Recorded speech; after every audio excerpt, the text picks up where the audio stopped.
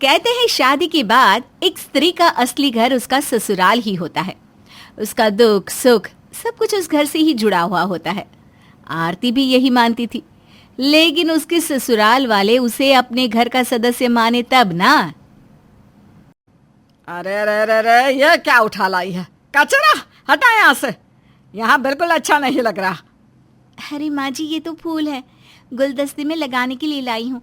यहाँ रखेंगे तो बहुत सुंदर लगेंगे। मैं खास बाजार से लाई हूँ घर के लिए। अरे मुझसे पूछ तो लेती कम से कम कि क्या कहाँ रखना है। मैं सालों से इस घर को संवारती आई हूँ, मुझे पता है ना यहाँ क्या रखना है और क्या नहीं। माँ जी, ये मेरा भी तो घर है ना, मैं बस इसीलिए। तुम पराए घर से आई हो आरती बहू, तुम्हें कैसे पता होगा ससुराल में क्या कैसे करना है? अजीब बात है ना ये। हम औरतों का ना तो मायके का घर अपना होता है और ना ही ससुराल का। जिस घर को हम अपना मानते हैं वो हमें ही अपना नहीं मानते। आरती के साथ भी कुछ ऐसा ही था। उसे अपने ससुराल से काफी लगाव था, पर शायद ससुराल का घर उसे अभी तक बाहर वाली ही समझ रहा था। ये बहुत अच्छा लगेगा ड्राइंग रूम में माँ, ये रंग कितना प्यारा है ना।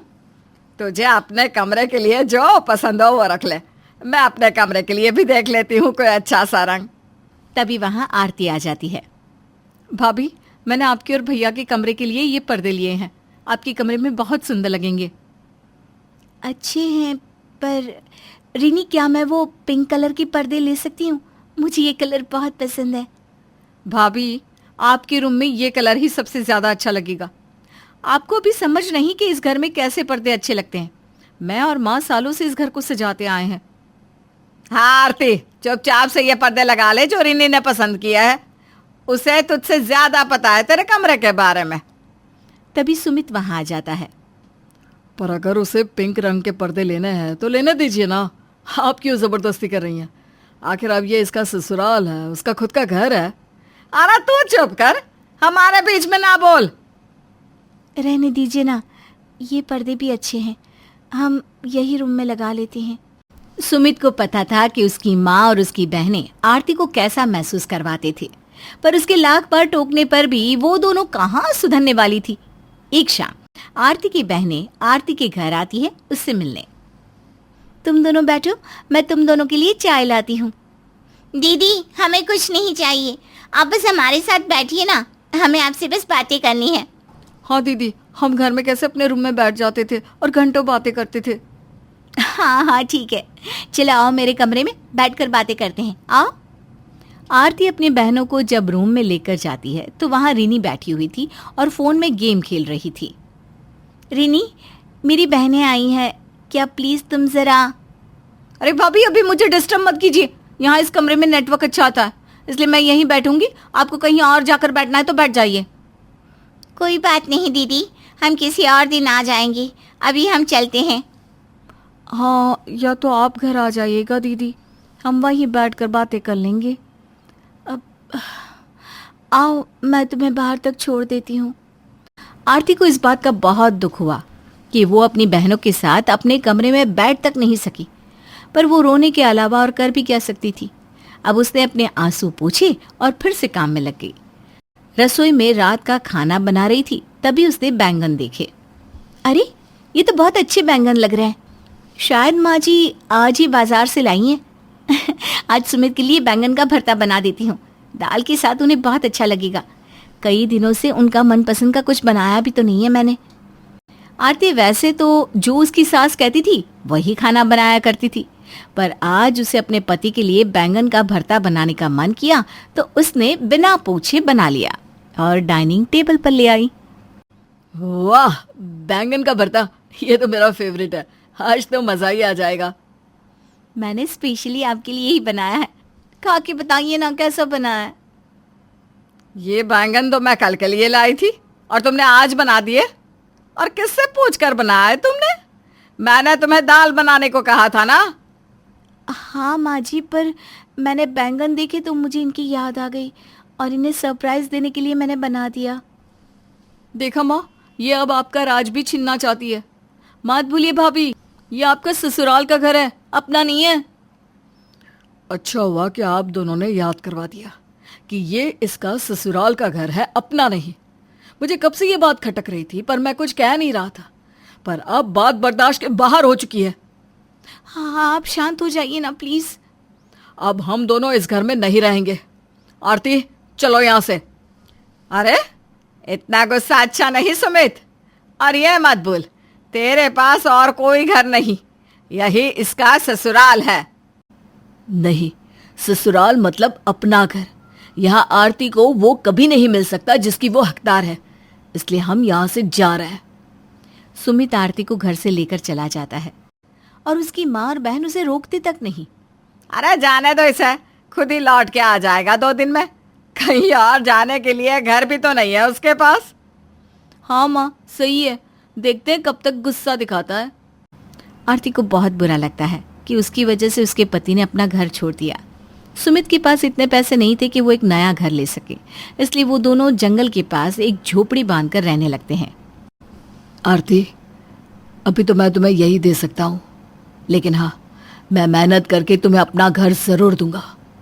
अब मैं ऑफिस में ओवर टाइम करूँगा, जिससे मैं ज़्यादा पैसे कमा सकूँ। आप जहाँ हैं, मेरा घर वहीं है। आप मेहनत कीजिए, मैं आपके साथ हूँ। सुमित ऑफिस में ज्यादा मेहनत करने लगा, जिससे वो आरती के लिए एक अच्छा घर ले सके। और यहाँ आरती को सुमित के लिए कुछ करना था, इसलिए वो उसके ऑफिस जाने के बाद जंगल में जाने लगी। यहाँ अच्छे फ्रूट्स होंगे, आज सुमित के लिए ताज़े फ्रूट्स ले जाती हूँ, खुश हो जाएंगे बहुत। अरे ये क्या, यहाँ तो कितने सारे बांस के पेड़ हैं और इनका लकड़ा भी कितना मजबूत है। मुझे याद है, मैं बचपन में इनके कितने सारे घर बनाया करती थी, बांस के, जिसके लिए मुझे कई सारे इनाम भी मिल चुके हैं। क्या मैं अब भी बना पाऊंगी ऐसा घर? कोशिश करके देखती हूँ। आरती कुछ बांस के लकड़े लेकर एक छोटा सा घर बनाने लगती है और वो एक सुंदर सा घर बना लेती है और उसे सुमित को दिखाने के लिए घर ले आती है। आरती, ये कितना खूबसूरत घर है, सच में बहुत सुंदर है ये। आपको पसंद आया? सच में? तुम्हें पता है, आजकल ऐसे बांस के घर के शो पीस कितने महंगे बिकते हैं मार्केट में। यहाँ तक कि कई सारे डिजाइनर्स इसे बेचते भी हैं अच्छे खासे दामों पर, फिर उसे घर बनाने के काम में लाया जाता है। तो मैं ऐसे बांस के घर बनाकर बेच सकती हूँ? आप किसी को जानते हो जो ये खरीदता हो? हाँ हाँ, मेरे कई सारे दोस्त बिल्डर्स हैं। तुम ऐसे और पीसेस बना कर लाओ, मैं उन्हें दे आऊँगा। ठीक है। आरती का ये हुनर उसे बहुत काम आ गया। बांस के घर बनाकर बेचने से सुमित और आरती को बहुत मुनाफा होने लगा। पर आरती ऐसे छोटे छोटे बांस के घर बनाने के साथ साथ एक सरप्राइज भी बना रही थी सुमित के लिए, जो वो उसे उसके जन्मदिन पर देने वाली थी। अरे आरती, कहाँ ले जा रही हो मेरी आंखें बंद करके? आप खोलिए अपनी आंख। अरे ये किसका घर है, इतना सुंदर? ये मेरा ससुराल है, हमारा अपना बांस का घर। मैं हर दिन कुछ वक्त निकालकर इसे बनाया करती थी। आखिर तुमने अपना बांस का ससुराल बना ही दिया, जहाँ तुम्हारी मर्जी के पर्दे और फूल तुम रख सकती हो। पर बांस का ये ससुराल अधूरा सा है अभी। नहीं तो, ये तो बहुत खूबसूरत है, कोई कमी नहीं है इसमें। है ना? परिवार की। आरती, उन्होंने तुमसे तुम्हारा ससुराल छीना, तुम फिर भी उन्हें यहाँ लाना चाहती हो? अगर वो मुझे वहां से नहीं निकालते तो मैं कैसे ये बांस का घर बना पाती? सोचिए जरा। और वो भी तो हमारे बिना अकेले हो गए होंगे ना। आज आपका जन्मदिन है, हम उनके पास चलते हैं। और तभी कावेरी और रीनी रोते हुए अंदर आते हैं। आज तुम्हारी बातें सुनकर मैं तो शर्म से पानी पानी हो गई हूँ आरती बहू। तुम्हारा ये बांस का ससुराल बहुत ही सुंदर है। सच में क्या हम भी यहाँ तुम दोनों के साथ रह सकते हैं? क्यों नहीं माँ जी, ये बांस का घर नहीं, हम सब का घर है। और आखिरकार आरती ने अपना ससुराल बना ही लिया, उसका खुद का बांस का ससुराल। शीतल की उम्र लगभग 40 वर्ष हो चुकी थी, लेकिन अभी तक किसी वजह से उसकी शादी नहीं हो पाई थी। शीतल अपनी जिंदगी में अपने आप को कभी कभी अकेला महसूस करती थी। एक दिन उसकी सहेली सौम्या उससे मिलने उसके घर आती है। क्या बात है शीतल, काफी उदास लग रही हो। हाँ, कभी कभी बहुत अकेलापन महसूस होता है। इस उम्र में जहाँ सब लोगों के परिवार हैं, बच्चे हैं, वहीं पर मैं अपने आप को बहुत अकेला सा फील करती हूँ। तेरी बात तो सही है। क्या तुझे नहीं लगता कि तुझे एक बार फिर से कोशिश करनी चाहिए? तेरे कहने का मतलब क्या है? मैं कुछ समझी नहीं। मुझे ऐसा लगता है शीतल कि तुम्हें शादी कर लेनी चाहिए। देखो, हमारे समाज में ऐसे कई लोग हैं जिनकी शादी अधिक उम्र में होती है और इसमें कोई बुराई भी नहीं है। मैं जानती हूँ अधिक उम्र में शादी करने में कोई बुराई नहीं है, लेकिन अब मैं किसी पर भरोसा नहीं कर सकती। लेकिन ऐसा क्यों शीतल? मेरा मतलब कोई खास वजह? तुम तो जानती हो सौम्या कि मेरी अच्छी खासी नौकरी है, तनख्वाह भी काफी अच्छी मिलती है। बस इसीलिए कुछ लोग मुझसे इस उम्र में शादी सिर्फ मेरे पैसों के लिए करना चाहते हैं। लेकिन शीतल, ये भी तो हो सकता है कि ये तुम्हारी गलतफहमी हो। नहीं सौम्या, पिछले 2 रिश्ते जो मेरे लिए आए थे उनमें यही हुआ था। बात शादी तक भी पहुंची थी, लेकिन बाद में सच पता चला तो यही सामने आया कि उन लोगों को मुझसे ज्यादा मेरे पैसों में दिलचस्पी थी। लेकिन ये तो सरासर गलत बात है। जानती हूँ, और इसीलिए अब शादी करने में मेरा कोई इंटरेस्ट नहीं है। सौम्या शीतल से मिलकर अपने घर चली जाती है। शीतल एक कॉलेज में लेक्चरर के पद पर कार्य करती थी। एक दिन कॉलेज में शीतल के साथ काम करने वाली एक टीचर ने शीतल से पूछा, शीतल जी, आपकी शादी क्यों नहीं हुई? बस ऐसे ही। लेकिन अब तो आप 40 के आसपास की हो चुकी हैं। ऐसी भी क्या बात हो गई? देखने में भी आप काफी अच्छी खासी दिखती हैं। मेरा मतलब सुंदर है, अच्छी नौकरी है, फिर आपने शादी क्यों नहीं की? ये समझ लीजिए कि कोई मनचाहा जीवन साथी नहीं मिला। चलिए, आप कहती है तो मान लेती हूँ। मुझे लगा कहीं कोई और ही बात ना हो। उस टीचर की बात सुनने के बाद शीतल को अच्छा नहीं लगा। उसके साथ कई बार ऐसा होता था जब लोग उससे शादी की वजह पूछा करते थे, लेकिन शीतल के पास कोई जवाब नहीं होता था। एक दिन शीतल अपने घर के पास बने पार्क में मॉर्निंग वॉक के लिए गई। कुछ देर वॉक करने के बाद जब वो पार्क में बैठी हुई थी तो उसने अपने घर के पास रहने वाली 2 औरतों को बात करते हुए देखा। उनकी आवाज शीतल के कानों में पहुंच रही थी। तुम उसे जानती हो? वो है ना शीतल? अरे वही जो हमारे पड़ोस में रहती है। हाँ हाँ, वही ना जो कॉलेज में लेक्चरर है, पढ़ाने का काम करती है। हाँ, उसी की बात कर रही हूँ। क्या हुआ? कोई मसालेदार खबर है क्या? मसालेदार खबर क्या? देखा नहीं तुमने? 40-42 साल की तो आराम से होगी, लेकिन अभी तक शादी नहीं की है मैडम ने। हाँ, ये बात तो सही है, मैंने भी नोटिस किया है। इतनी उम्र हो गई है लेकिन अभी तक अकेली रहती है, दिखने में भी सुंदर है। न जाने ऐसी क्या बात हो गई। अरे तुम जानती नहीं ना आजकल की लड़कियों को, जरा सी अच्छी नौकरी क्या लग जाती है, इन्हें कोई लड़का पसंद ही नहीं आता। मुझे तो लगता है इसमें ही कोई कमी होगी, भगवान जाने ऐसी क्या बात है। अरे कुछ पता ही नहीं चलता लड़कियों का। हो सकता है कोई अच्छी बात है जिसकी वजह से उसकी शादी नहीं हुई है, और वो थोड़ी ना सबको सच बताने वाली है। लेकिन भाई कुछ भी कहो, इस तरह के लोगों का ना कोई भरोसा नहीं होता। न घर, न परिवार, न बच्चे, भगवान जाने क्या करती होगी। अब इसे रोकने टोकने वाला तो कोई है नहीं। शीतल ने जब उन दोनों औरतों को बात करते हुए सुना तो वो दुखी हो गई। वो जानती थी कि उसके शादी न कर पाने के कारण लोग उसके बारे में उल्टी सीधी बातें किया करते थे, और लोगों की बातें और ताने सुन सुनकर शीतल का मन बार बार दुखी हो जाया करता था। छुट्टी के दिन शीतल अपनी सहेली सौम्या के घर मिलने जाती है। सौम्या, तुम्हारे बच्चे कितने प्यारे हैं, तुम्हें कभी बोरियत नहीं होती होगी ना? हाँ शीतल, बच्चों के रहते सारा दिन कब निकल जाता है पता ही नहीं चलता। मेरी तो कुछ समझ में नहीं आता कि मैं अपनी जिंदगी को किस तरह अच्छा करूं। लोग मेरे बारे में उल्टी सीधी बातें करते हैं और मेरे दिल को बहुत तकलीफ पहुंचती है। वैसे शीतल, मेरे पास एक आइडिया है। कैसा आइडिया सौम्या? अभी तुमने बच्चों की बात की ना, देखो तुम शादी नहीं करना चाहती क्योंकि तुम्हें लोगों से हमेशा धोखा ही मिला है। मेरा मतलब कभी कोई ऐसा मिला ही नहीं जिसके साथ तुम अपने आप को कंफर्टेबल फील कर सको। लेकिन किसी बच्चे को अडॉप्ट करने के बारे में क्या ख्याल है? बच्चे को अडॉप्ट करना? तुम्हारा कहने का मतलब है कि मैं किसी बच्चे को गोद ले लूं? हाँ शीतल, देखो, अगर एक छोटा सा बच्चा तुम्हारी जिंदगी में आ जाएगा तो तुम्हें जीने की वजह मिल जाएगी। बच्चे के साथ लाइफ इतनी अच्छी हो जाती है कि पता ही नहीं चलता कब वक्त निकल जाता है। लेकिन तुम्हें लगता है कि ये सही है? और मेरी शादी नहीं हुई है, तो क्या ऐसी स्थिति में मैं किसी बच्चे को अडॉप्ट कर सकती हूँ?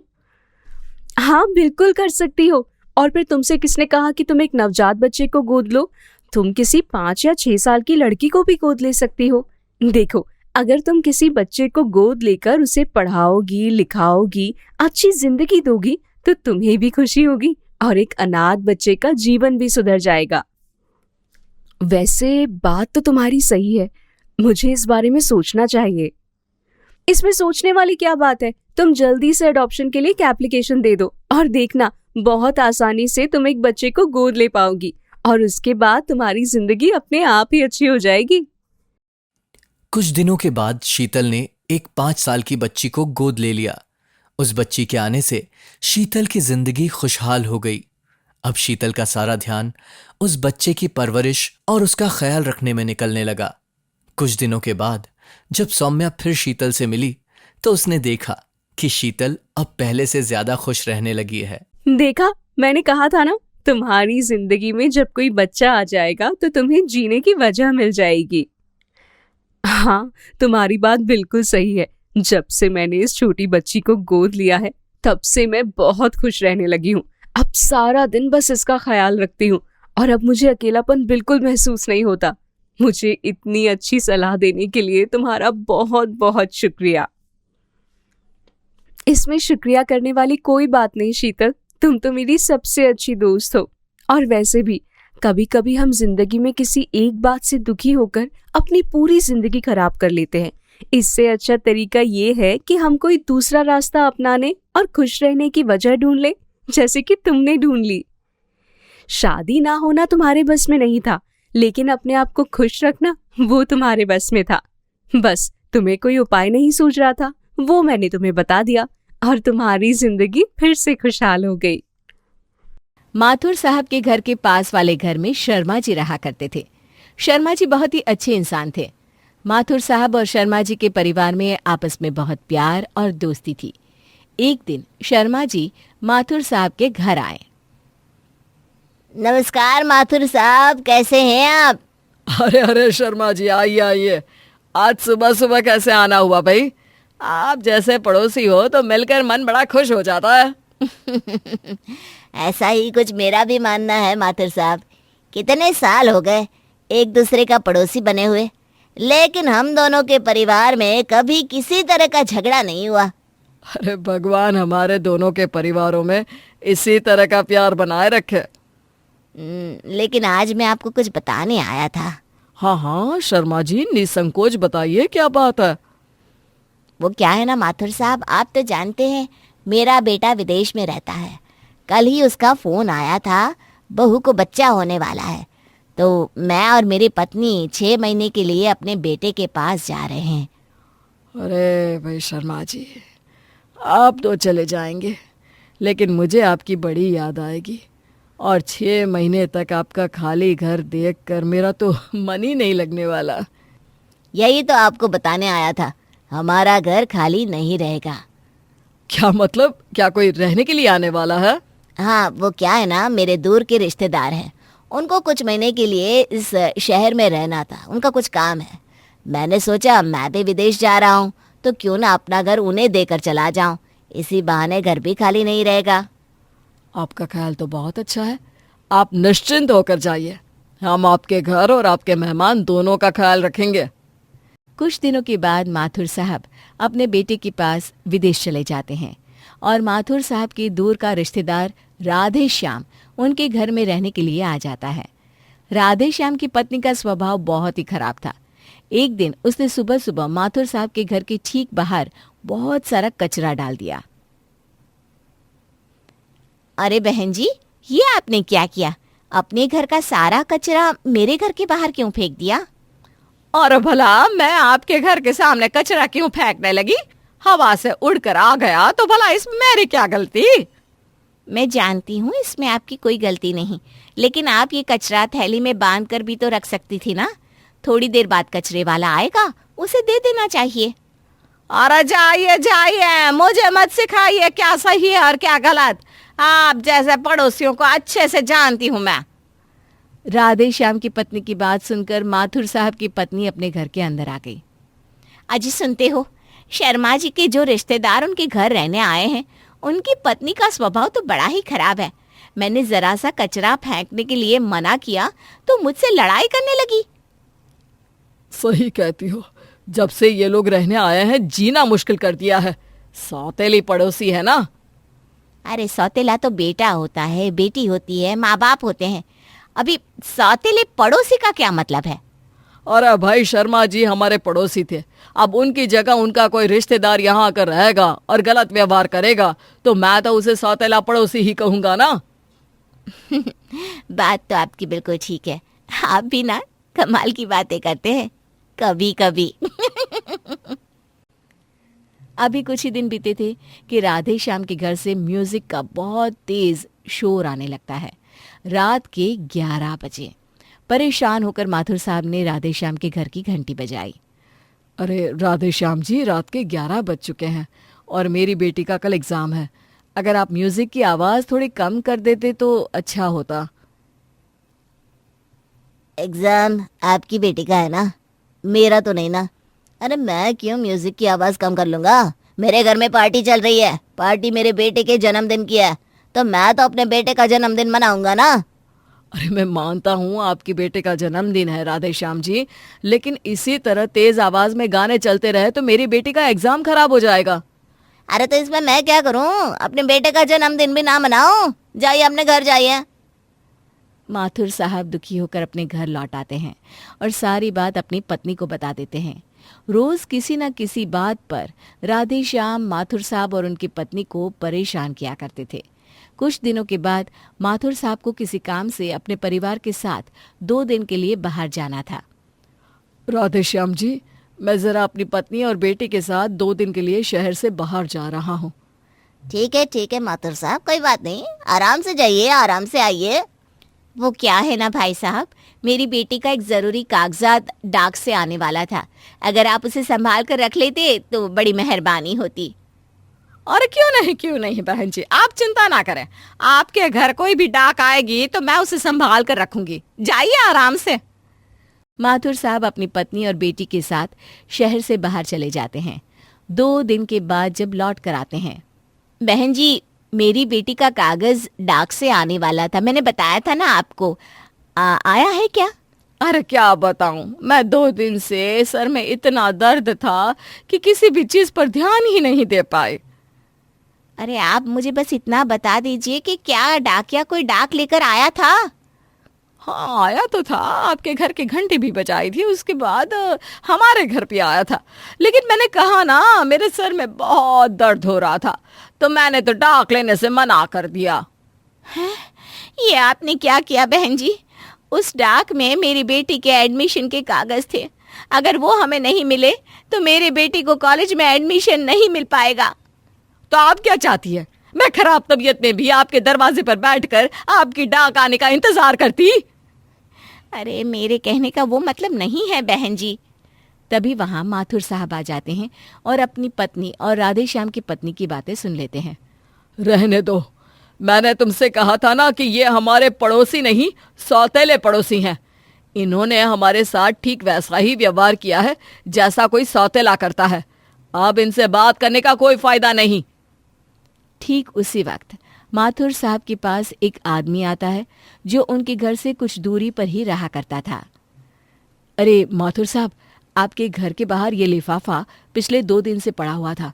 मुझे लगा कुछ जरूरी कागज होगा, इसलिए मैं उठाकर अपने घर ले गया था। आपका बहुत बहुत धन्यवाद भाई साहब। आप जानते नहीं आपने हमारी कितनी मदद की है, वरना अगर सौतेले पड़ोसी के भरोसे रह जाते तो मेरी बेटी का तो एडमिशन ही नहीं हो पाता। अरे भाग्यवान, सुनती हो? इतनी देर से तुम्हें आवाज लगा रहा हूँ, सुन रही हो कि नहीं? सुन रही हूँ जी, 30 साल हो गए शादी को, 30 साल से सुनी तो रही हूँ। अब तो कभी कभी सोचती हूँ काश बहरी हो जाती तो अच्छा होता, कम से कम इतना सुनना तो ना पड़ता। अरे भगवान, क्या हमेशा मुंह में गरम कोयला दबाए रहती हो, जो हमेशा ऐसी जली कटी बातें करती हो, सीधी सी बात का सीधा जवाब नहीं दे सकती। हाँ हाँ, देखो तो सही कौन बोल रहा है, जैसे खुद बड़े साधु संत है और मुंह से बड़े प्रवचन निकलते हैं तुम्हारे। 30 साल में मजाल है जो एक दिन भी सुकून से जीने दिया हो मुझे। आए बड़े ज्ञान की बातें करने वाले। बाहर हॉल से सास ससुर की तू तू मैमे की आवाज सुनकर रसोई में खड़ी बहू माधवी और शानवी एक दूसरे को देखकर कहती है, शानवी देख ले, सुबह सुबह शुरू हो गए माँ और बाबूजी। 30 साल हो गए उनकी शादी को, लेकिन मजाल है जो आज तक भी दोनों का आपस में मिजाज बैठा हो। दोनों के बीच 36 का आंकड़ा है। पता नहीं किस पंडित ने इनकी कुंडली मिलवाई थी।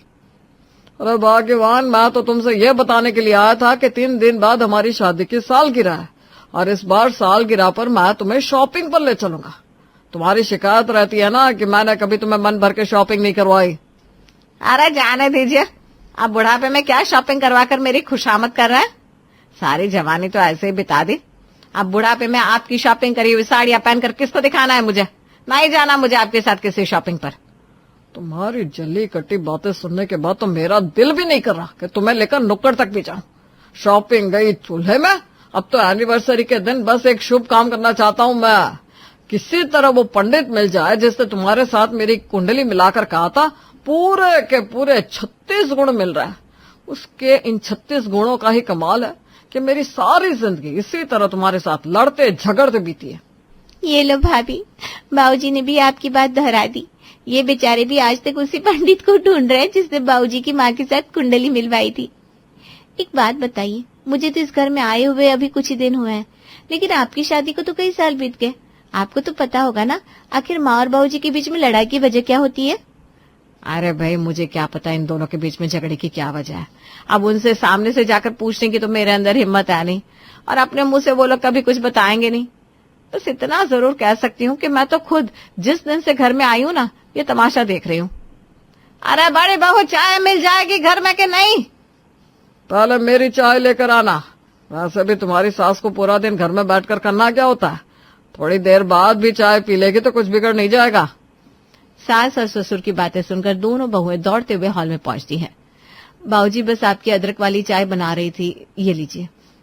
क्या कहा तुमने? चाय में अदरक डाली है? अरे भाई, हम ये चाय तो कतई नहीं पियेंगे। ऐसा करो, मेरे लिए दूसरी चाय लेकर आओ।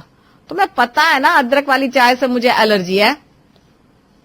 चाय से नहीं, अदरक वाली चाय पीने वाले से चिढ़ है तुम्हें। बड़ी बहू, बना लाओ इस बुढ़िया के लिए 1 कप इलायची वाली चाय। ठीक है बाबूजी। मुझे अपनी बहू से जो बनवाना होगा ना, मैं खुद कहकर बनवा लूंगी। आपकी सिफारिश की जरूरत नहीं है मुझे। आए बड़े मेरी बहू पर हुक्म चलाने वाले। बड़े बहू, तुम मेरे लिए ना कड़क चाय बना कर लाओ। ना अदरक चाहिए ना इलायची। ठीक है माँ जी। सास और ससुर की बातें सुनने के बाद बेचारी बड़ी बहू का सर चकराने लगा था। किसी तरह अपनी जान बचाकर वो रसोई में वापस आती है। अरे भाभी, ये सब क्या हो रहा था? माँ बाबूजी अपनी लड़ाई के बीच में आपको क्यों घसीट रहे थे? बस इसी बात का तो रोना है। वो दोनों अपने झगड़े में हमें बीच में घसीट ही लेते हैं। अपनी टॉम एंड जेरी की लड़ाई के बीच में पता नहीं क्यों हमारे लिए धर्म संकट पैदा कर देते। हालांकि बड़ी बहू पिछले कई सालों से ये सब देख रही थी, इसलिए उसे तो अब इस माहौल में रहने की आदत पड़ गई थी। लेकिन छोटी बहू, उसके लिए ये सब बिल्कुल नया था। इसलिए सास ससुर की बात बात पर होती तू मैं संभाल पाना उसके लिए बहुत मुश्किल हो रहा था। अगले दिन दोपहर में, छोटी बहू, क्या खाना बना रही हो आज? अभी तो कुछ बना नहीं बाबूजी। आपका कुछ स्पेशल खाने का मन हो तो बता दीजिए, मैं बना दूंगी। अरे वाह बेटा, जीते रहो जीते रहो। ऐसा करो, तुम मेरे लिए आज बाजरे की खिचड़ी और बढ़िया सा रायता बना देना। मेरा ना आज कुछ देसी और हल्का खाने का मन है। ठीक है बाबूजी, बन जाएगा। जैसे ही सासू माँ के कानों में आवाज पड़ती है कि ससुर जी ने छोटी बहू को अपने लिए कुछ स्पेशल बनाने को कहा है, मानो उनके सीने पर सांप लौटने लगता है। छोटे बहू, इधर आओ। ये बता, सिर्फ तुम्हारे ससुर जी को ही अपनी पसंद से खाना खाने का अधिकार है क्या घर में? मैं अपनी पसंद नहीं बता सकती? मेरी कोई वैल्यू है कि नहीं? नहीं माँ जी, मैंने ऐसे कब कहा? बताइए ना आपको क्या खाना है, मैं आपकी पसंद का खाना बना दूंगी। यह सब छोड़, पहले ये बताओ, इस बुढ़ाओ ने क्या बनाने के लिए कहा है तुझे? कैसी बात करी माँ जी, पिताजी के लिए ऐसे शब्द अच्छे नहीं लगते। जितना पूछा उतना जवाब दे। क्या बनाने के लिए कहा है तेरे ससुर ने? माँ जी वो कह रहे थे आज उन्हें बाजरे की खिचड़ी खाने का मन है, बस वही बनाने जा रही थी। अच्छा, पहले तो यह बता इस घर का बड़ा कौन है, मैं या तू? सबसे बड़ी तो आप है अम्मा जी, आप ऐसे सवाल क्यों पूछ रही हैं? तो अगर मैं सबसे बड़ी हूँ तो ये भी मैं ही तय करूंगी ना कि घर में कब क्या बनेगा। तेरे बाबूजी को बड़ा घमंड है ना 4 पैसे कमा कर लाने का। अपना ये घमंड रसोई के बाहर रखे। इस घर में रसोई मेरी मर्जी से चलती है और तुम भी वही बनाओगी जो मैं तुम्हें बनाने के लिए कहूंगी। सास की गुस्से से कड़कड़ाती आवाज सुनकर छोटी बहू के तो हाथ पैर कांपने लगे थे। लेकिन माँ जी मैं तो बाबूजी को बोल चुकी हूँ, मैं उनकी पसंद का खाना बनाऊंगी। अरे तू उनकी पसंद का खाना तो तब बनाएंगी ना जब घर में बाजार होगा। सास की आवाज सुनकर बड़ी बहू रसोई से दौड़ते हुए सास के कमरे में जाती है। क्या हो गया माँ जी, मुझसे कुछ गलती हो गई क्या? आप इतने गुस्से में क्यों नजर आ रही हैं? अरे गलती तो मुझसे हो गई जो तुम दोनों नालायक को शादी करके ले आई। कहने को तुम मेरी बहू हो, लेकिन एक बात भी सीधी सीधी समझ में नहीं आती तुम्हें मेरी। बताइए ना क्या कहना चाहती हैं आप? इस घर में तो एक पत्ता भी हिलता है तो आपकी मर्जी से हिलता है। ऐसा कभी हुआ है कि मैंने आपकी बात काटी हो? तो फिर ठीक है, बड़ी बहू रसोई में जितना भी बाजरा रखा है ना ले आओ। सास की बात सुनकर बड़ी बहू बाजरे का डब्बा उठाकर बाहर ले आती है। इस डब्बे को ले जाओ और जितना भी बाजरा है उसे छत पर फैला करा। आज ये बाजरा कबूतर और चिड़िया खाएंगे। लेकिन माँ जी मैंने आपको बताया ना बाबूजी ने बाजरे की खिचड़ी बनाने के लिए कहा है। तो इसीलिए तो मैंने ये बाजरा ठिकाने लगवाया है। अब जब वो बूढ़ा हो खिचड़ी के लिए पूछा तो कह देना घर में बाजरा है नहीं तो उनकी बाजरे की खिचड़ी नहीं बन सकती। आया बड़ा बूढ़ा हो बाजरे की खिचड़ी खाने। छोटी बहू तुम जाओ शाही पनीर बना लो। ठीक है माँ जी, लेकिन मैं ये कह रही थी क्या बिगड़ जाएगा अगर मैं शाही पनीर के साथ साथ बाबूजी की बाजरे की खिचड़ी भी बना लूं? अब अच्छा नहीं लगता ना मैं उन्हें उनकी पसंद का खाना देने से इनकार कर दूं। ठीक है बहू, जैसी तेरी मर्जी। खूब बना अपने ससुर के लिए उनकी पसंद का खाना, लेकिन सोच लेना जो इस घर में मेरी बात काटेगा ना वो मेरा सबसे बड़ा दुश्मन होगा। और फिर जो मेरा दुश्मन है उसे मैं अपने गहनों के बक्से में से एक फूटी कौड़ी भी नहीं देने वाली। सीधे सीधे शब्दों में समझ लो, जिसे मेरे खानदानी गहने चाहिए उसको मेरे हिसाब से ही सारे काम करने होंगे। क्या कहा? खानदानी गहने? वो तो मैं ही लूंगी। अब उसके लिए बाबूजी को बाजरे की खिचड़ी खाने से मना करना पड़ेगा तो ठीक है ना, मुझे वो भी मंजूर है। माँ जी की बातों से तो लग रहा है गहने कम से कम 50-60 लाख के तो होंगी। अरे शानवी तेरी तो किस्मत ही बदल जाएगी। सास की गहनों वाली बात सुनकर बहू शानवी के मन में लड्डू फूट चुका था, इसलिए वो चुपचाप रसोई में जाकर शाही पनीर बनाने लगती। कुछ देर बाद बाबूजी घर लौटते हैं। मैंने तुमसे बाजरे की खिचड़ी बनाने के लिए कहा था। लाओ बेटा खाना ले आओ, बड़ी तेज भूख लगी है। बाबूजी आपसे मैंने खिचड़ी बनाने के लिए हाँ तो कह दिया था, लेकिन वो क्या है ना बाद में मैंने देखा कि घर में बाजरा तो है नहीं, इसलिए फिर माँ जी की पसंद का ये शाही पनीर बना दिया। आप बस 5 मिनट बैठिए, मैं गर्मा गर्म रोटियां सेक कर लाती हूँ। सच सच बताओ बहू, घर में बाजरा था नहीं या तुम्हारी सास ने बनाने नहीं दिया? तभी शानवी की सास वहां आती है। अरे बहू को क्या आंखें दिखा रहे हो आप? हाँ मैंने ही कहा था बहू को कि जो इस घर में मेरी सेवा करेगा उसे मेवा मिलेगी। अब मेवा की इच्छा किसे नहीं होती, इसलिए मेरे कहने पर बहू ने तुम्हारा वो बाजरा छत पर ले जाकर कबूतरों को खिला दिया। क्या कहा? गहनों का लालच देकर तुमने बहू से ये सब करवाया? तो फिर ठीक है, मैं भी आज ही ऐलान करता हूँ बहू कि जो इस घर में अब से मेरी सेवा करेगा उसे मेरी वसीयत मिलेगी, और जिसने मेरी बात काट कर इस दमयंती की बातों को माना उसे मैं फूटी कौड़ी भी नहीं देने वाला। अरे बाबूजी आप तो नाराज हो गए। आप नाराज क्यों हो रहे हो? आपको बाजरे की खिचड़ी खानी है ना, आप बस 15 मिनट का समय दीजिए, मैं अभी क्लाउड किचन से ऑर्डर करके आपके लिए बाजरे की खिचड़ी मंगवाती हूँ। और माँ जी आप भी अब इस बात पर कोई ऐतराज नहीं कर सकती। आपको घर में बाजरे की खिचड़ी बनवाने से ऐतराज था ना, अब अगर मैं बाहर से मंगवा दूं तब तो आपको कोई परेशानी नहीं होगी ना। बड़ी बहू की बात सुनकर सास दमयंती मुंह टेढ़ा करके वहां से चली जाती है। बड़ी बहू माधवी ने कुछ ही देर में क्लाउड किचन से ऑर्डर करके ससुर जी के लिए बाजरे की खिचड़ी मंगवा ली थी। ससुर जी खाना खाने के बाद, वाह बहू वाह, जीती रहो, तुमने तो दिल ही खुश कर दिया। बस इसी तरह मैदान में जमे रहना है तुम्हें। अरे ये बुढ़िया का तो स्वभाव ही ऐसा, हमेशा घर तोड़ने वाली बात करती है। तुम बस मेरी हाँ में हाँ मिलाती रहो, फिर ये जायदाद तुम्हारे पास आने से कोई नहीं रोक सकता। बाबूजी की बात सुनकर अब तो बड़ी बहू के दिल में भी लड्डू फूट गया था। हे भगवान, लगता है मेरे दिन बदलने वाले हैं। ये कहावत मैंने सुनी तो थी कि दो बिल्लियों की लड़ाई में फायदा बंदर का हो जाता है। आज लगता है वही कहावत मेरे जीवन में दोहराने का समय आ गया है। माँ बाबूजी के झगड़े की आग में अगर मुझे हाथ सेकने का मौका मिल जाए तो मैं क्यों पीछे हटूं भाई। जब से सास ने गहने और ससुर जी ने वसीयत देने का वादा किया था, दोनों बहुएं सास और ससुर के हाथों के चक्कर घिन्नी बन गए थे। कभी सास उन्हें अपने हिसाब से नचाती, कभी ससुर, और बेचारी दोनों बहुएं माधवी और शानवी इसी खुशफहमी में पड़कर उनकी गलत बातें बर्दाश्त करती कि आज नहीं तो कल इस सेवा की मेवा जरूर मिलेगी। एक दिन, बड़ी बहू देख रही हो तुम आजकल अपने ससुर के आसपास ही घूम रही हो। पहले से चेतावनी दे रही हूँ, आज शाम को मेरी कुछ सहेलियां घर आने वाली है। उनकी खातिरदारी में कोई कमी नहीं आनी चाहिए, वरना तुम अच्छी तरह जानती हो उस गहने के बक्से की चाबी अगर मैंने शानवी के हाथ में थमा दी तो सारी उम्र पछताने के अलावा तुम्हारे पास और कोई चारा नहीं बचेगा। क्यों चिंता करती है माँ जी, शाम को आपकी सहेलियों के आने के समय मैं इतना बढ़िया इंतजाम करूंगी ना, आपको अपनी बहू पर गर्व महसूस होगा। बहू को समझाने के बाद सास दमयंती सत्संग के लिए चली जाती है। कुछ देर बाद ससुर जी दुकान से घर लौटते हैं। क्या बात है, आज तो घर बड़ा चाक चौबंद नजर आ रहा है। कुछ खास बात है क्या?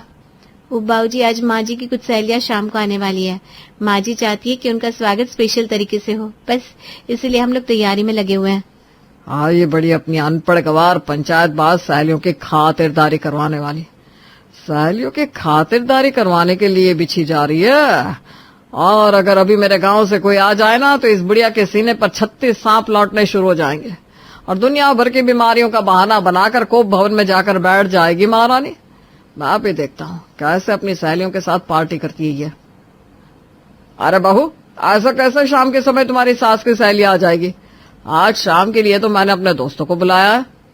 भाऊजी, ऐसा तो मत कहिए, अब हमने सारी तैयारी कर ली है और बस कुछ घंटे बाकी है। माँ जी की सहेली आती होंगी, अब क्या कहकर उन्हें मना करेंगे? वो तुम दोनों देख लो, अगर जायदाद में हिस्सा चाहिए तो थोड़ा दिमाग तुम लोगों को भी चलाना पड़ेगा। पार्टी तो शाम को मेरे दोस्तों की ही होगी। ससुर जी अपना फरमान सुनाकर चले गए थे और दोनों देवरानी जेठानी अपना सर पकड़े बैठी थी। हद हो गई है, माँ बाबूजी ने तो बच्चों को भी पीछे छोड़ दिया है। इन्हें छोटी सी बात समझ में नहीं आती कि अपमान चाहे माँ जी का हो या बाबूजी का हो तो रहा इस परिवार का ही ना। कान चाहे इधर से पकड़ो या उधर से, कान तो अपना ही घायल होगा ना। दोनों देवरानी जेठानी को हैरान परेशान देख दुकान से घर लौटे सोनू और मोनू उनके पास आते हैं। अरे भैया, ऐसा क्या हो गया जो तुम दोनों सर पकड़े यहाँ बैठी हो? कुछ हुआ है क्या? अब क्या बताएं, आप दोनों के माँ बाबूजी ने हमारा जीना मुश्किल करके रखा है। अरे दुनिया में ऐसे कौन से सास ससुर होंगे जो अपनी जायदाद गहना जेवर अपनी बहू को देकर ना जाते हो, लेकिन उसके बदले में ऐसा पाप तो कोई नहीं करवाता। कौन से पाप की बात कर रहे हो? ऐसा क्या हो गया, हमें भी तो पता चले। पति की बात सुनकर छोटी बहू अभी तक माँ बाबूजी की खींचतान के बारे में सारी कहानी दोनों भाइयों को सुना देती है। हद हो गई भाभी, शानवी को तो इस घर में आए अभी कुछ ही दिन हुआ है, लेकिन आपको तो कम से कम थोड़ा समझदार होना चाहिए था। आप ही बताओ, हम खुद किराए के मकान में रहते हैं, कौन सी प्रॉपर्टी है बाबूजी के पास जो वो लोग आपके नाम कर देंगे और आप करोड़पति हो जाएंगे? अरे वो बाबूजी कह रहे थे गांव में उनके पास पूरे 2 एकड़ की खेती है, उसी को हमारे नाम करने वाले हैं वो। पत्नी की बात सुनकर सोनू हंसने लगता है। अरे ये तो माँ बाबूजी की बचपन की आदत है, लंबी लंबी गप्पे मारना और अपना काम निकलवाना। तुम दोनों की जानकारी के लिए बता दो, ना हमारा कोई गांव है और ना ही कोई 2 एकड़ जमीन। और तुमसे क्या कहा माने, वो अपना गहनों का बक्सा तुम्हें सौंप देगी। तुम दोनों को शादी में पायल और मंगलसूत्र चढ़ाने में भी कर्ज लेना पड़ा था हमें। यहाँ पर हाथ इतना टाइट चल रहा है, पाई पाई जोड़कर हम दोनों भाई किसी तरह घर चला रहे हैं और तुम लोग माँ की लच्छेदार बातों में ऐसे ही फंस गई। गहनों के नाम पर पीतल के 4 कंगन तक नहीं है माँ के पास, उन्होंने भी हवा में बातें उछाल दी और तुम दोनों उनकी बातों में आ गई। अरे माँ बाबूजी अपनी अपनी अहम की लड़ाई लड़ने के लिए आप दोनों को मोहरा बना रहे हैं और कुछ नहीं। सोनू और मोनू की बात सुनने के बाद दोनों बहुत सदमे में आ जाती हैं। इसका मतलब आज तक जितने भी कर्मकांड कराए माँ जी ने मुझसे, वो सब मैंने बस ऐसे ही मुफ्त में कर दिए। अभी तक जो हुआ सो हुआ भाभी, शुक्र मनाओ समय रहते हमें सारी बातें पता चल गई और हमने घर आए मेहमानों का अपमान नहीं किया, वरना समाज में क्या इज्जत रह जाती हमारी। बस बहुत हो गया, माँ बाबूजी की मनमानी। अब हमें इस समस्या का कुछ न कुछ समाधान निकालना ही होगा। जब तक तुम दोनों माँ बाबूजी के इशारों पर नाचती रहोगी ना, वो तुम्हें ऐसे ही नचाते रहेंगे।